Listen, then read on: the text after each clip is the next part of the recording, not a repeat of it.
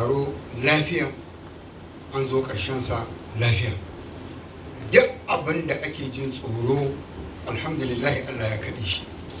Mai girma gwamna, kamar yadda muka faɗa tun daga farko, a matsayinsa na jagora an kai masa ƙorafi akan wannan mas'ala ta an ɓata manzo, an faɗi magana, an yi kaza. Ga matakin da aka ɗauka, shi wanda ake zargi, wanda ake tuhuma, ya nemi a yi masa adalci, kuma gwamnati ta karɓa. Alhamdulillah mutane sun ta faɗin magana da yawa. Gwamnati ba ta son ta yi, gwamnati tana ƙin yi, gwamnati ma ita kaza. Har daga waje an yi ta maganganu, waɗansu sun yi ta faɗin maganganu manya-manya, har an shigo da iyalinsa ciki, an shi ba abin da ba a yi ba. A takaice dai yanzu gwamnatin jihar Kano ta ɗauki gaban gabarar cewa a yi taro an yi. Don haka muna jinjina wannan nasara ta mai girma gwamnan jihar Kano ce, Dr. Abdullahi Umar Ganduje, Khadimul Islam. Ya taimaka addini, kuma ya taimaka wa malamai da kishirwar abin da ya dame su, don sun kusa yin bore, amma dai yau komai ya ƙare.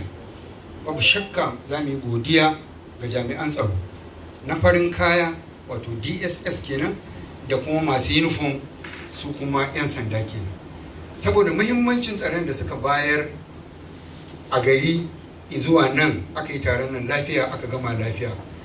Mai girma kwamishinan 'yan sanda, saboda muhimmancin wannan abu da kuma tsaro, ya turo mataimakinsa, gashi muna tare da shi, ya turo manya-manyan jami'ai, amma sai da ya zo da kansa don ya gaya abu yake ciki, ya ake ciki.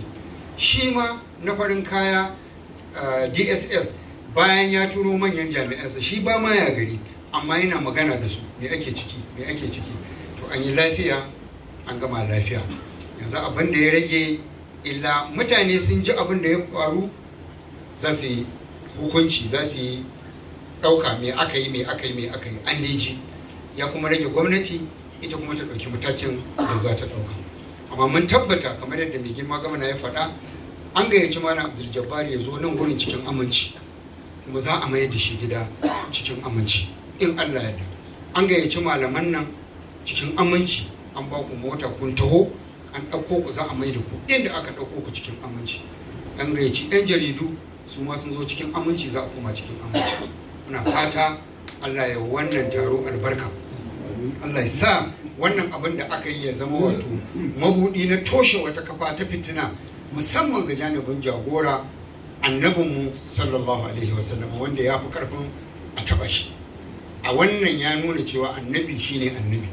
Malamai ba za su haƙura ba, mutane ba za su haƙura ba, ko me aka yi wa annabi ba za a haƙura ba.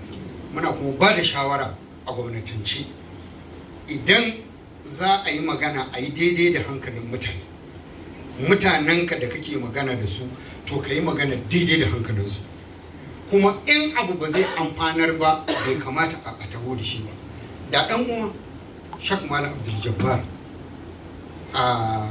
ɗan uwa ne, ana tare, ƙani ne, ya tafi matafiyar malaman da suka gabata. Tun daga farko ake ta Buharin nan, ake ta Buharin nan, ake ta ko da distorted, ko da hadisai marasa kyau a ciki sun gani sun yi shiru tun daga zamaninsa har zuwa yanzu. Da yanzu ba mu shiga wannan matsalar ba, don fito da abu wanda yake a ɓoye ma ko an yi shi ba shi da amfani.